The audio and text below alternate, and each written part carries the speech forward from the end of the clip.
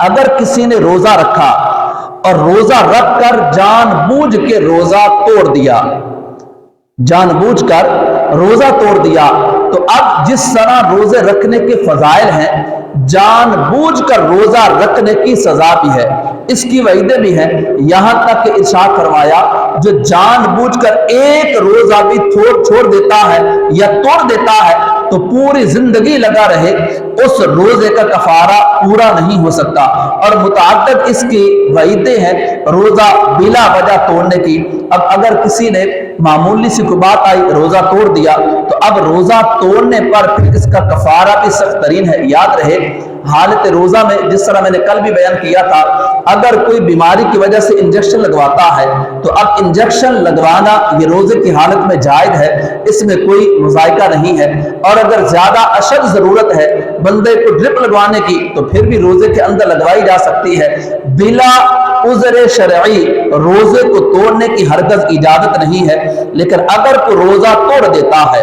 جان بوجھ کر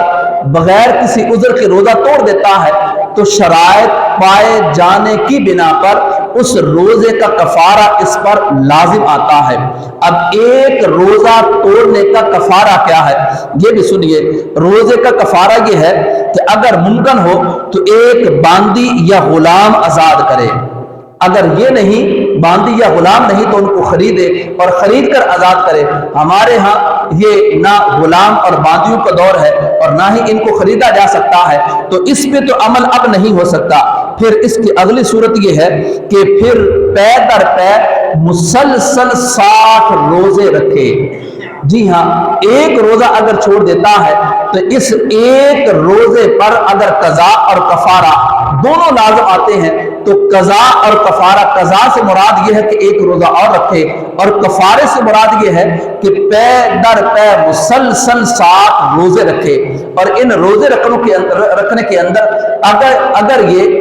یکم تاریخ سے اپنے روزے کے کفارے کو ادا کرتا ہے، مثلا کسی نے روزے رکھنا شروع کیے اور ذی قعدہ کی یکم تاریخ کو اپنے روزے جو توڑا ہے جان بوجھ کر اس کے کفارے کا آغاز کرتا ہے، تو یکم سے لے کر اگر یہ مہینہ 29 کا ہے تو پھر اس پر اتنے روزے ہیں، اگر 30 کے ہوئے تو پھر 30 کے ہیں، اگلا مہینہ بھی اگر 29 کا ہے تو پھر دونوں اگر یہ 29 کے مہینے بن جاتے ہیں تو اس صورت میں یہ مسلسل 58 روزے رکھے گا۔ لیکن اگر یکم تاریخ سے آغاز نہیں کرتا، 2 یا 4 یا 5 یا مہینے کے درمیان میں آغاز کرتا ہے تو اب 60 کی گنتی کا پورا کرنا ضروری ہے۔ اگر ایک روزہ بھی درمیان میں بیماری کی بنا پر یا کسی صورت میں چھوڑ دے گا تو دوبارہ نئے سرے سے ان کو پورا کرنا ضروری ہے۔ اب یہ 60 روزے مسلسل رکھنا یہ اس پر لازم ہے جس نے جان بوجھ کر روزہ توڑا اور اس پر قضا اور کفارے کی شرائط پائی گئی تو قضا کے ساتھ ساتھ کفارہ بھی ادا کرنا ہے۔ اگر یہ 60 روزے نہیں رکھ سکتا تو پھر اگلی صورت یہ بنتی ہے کہ 60 مسکینوں کو کھانا کھلائے۔ اب کھانا کھلانے میں یہ ضروری ہے کہ 2 ٹائم کا کھانا کھلانا ہے اور ایک وقت کھلایا اور دوسرے وقت بھی اسی شریف فقیر کو مسکین کو یہ کھانا کھلائے۔ اور یہ بھی ہو سکتا ہے کہ 60 مساکین کو ایک صدقہ فطر کے برابر اس کی قیمت ادا کر دے، لیکن اگر کسی ایک ہی فقیر کو یہ روزے کا سارا صدقہ فطر دے دیا تو ایسی صورت میں جو کفارے کی صورت میں صدقہ دیا جاتا ہے یہ ادا نہیں ہوگا۔ یا تو الگ الگ 60 کو دے یا پھر ایک ہی کو 60 دن تک مسلسل دیتا رہے یا کھانا کھلاتا رہے۔ اب ان شرائط پر غور کریں کہ ایک روزہ توڑنے کی کتنی بڑی سزا رکھی ہے۔ اب جب اتنی بڑی سزا ہے تو بلا عذر شرعی روزہ توڑنے کی ہرگز اجازت نہیں ہے۔ اگر کوئی اپنے ظلم فاسد میں روزہ توڑ دیتا ہے اور اس پر شرائط لاگو ہو جاتی ہیں، شرائط پائی جاتی ہیں تو پھر قضا کے ساتھ ساتھ اس کا کفارہ دینا بھی ضروری ہے۔ تو جب بھی آپ نے مسائل پوچھنے ہیں،